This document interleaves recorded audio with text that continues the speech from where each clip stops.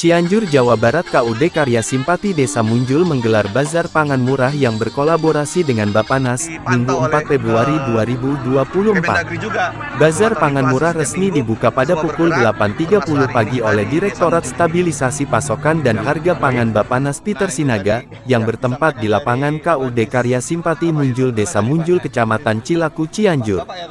Hadir dalam acara tersebut Sekdis Pertanian Kabupaten Cianjur, Kabid Koperasi dan UMKM, Perindustrian dan Perdagangan, aparatur pemerintah Kecamatan Cilaku, Ketua KUD Karya Simpati dan tokoh masyarakat.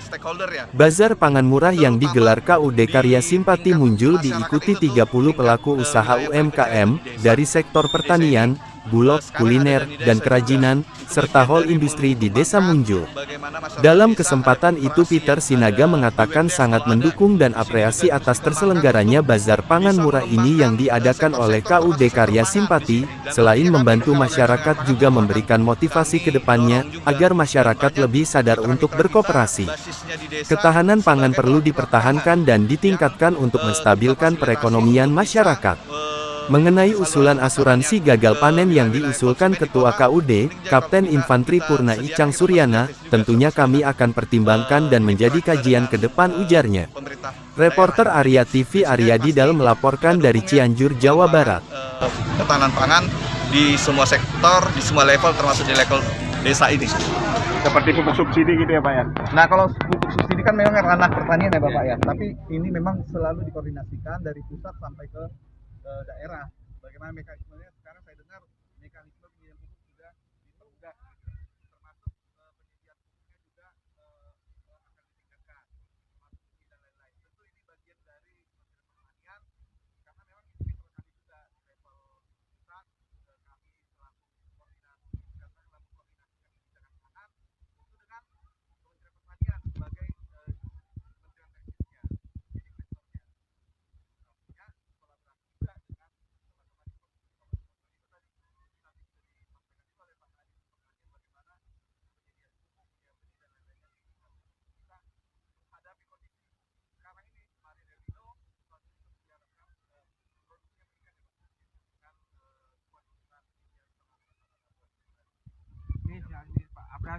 Nih mengenai KUD Karya Simpati ini kan sudah mangkrak 23 tahun dan sekarang sudah bangkit kembali Pak. Luar biasa. Ya itu. Jadi, gimana tanggapan Pak ini? Terus terang kagum dengan Pak Icang ya.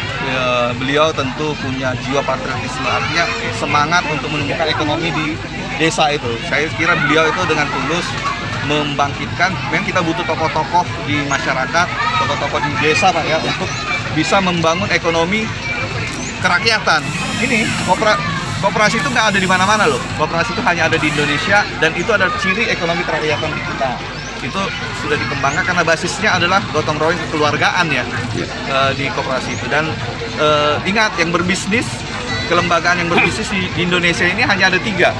Satu badan usaha ya, badan usaha, ada swasta ya, badan usaha negara, kemudian ada swasta, dan terakhir ada koperasi. Hanya 3 ini yang bisa berbisnis. Artinya apa? Penopang ekonomi kerakyatan itu ya ada di tingkat desa oleh koperasi ini. Gitu. Jadi saya kira kami apresiasi ya.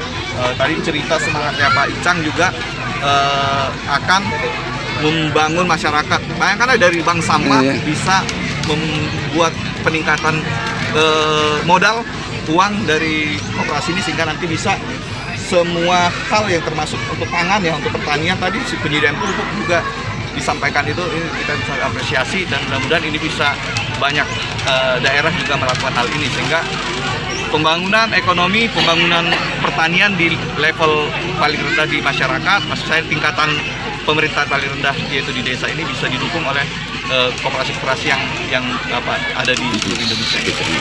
Terima kasih.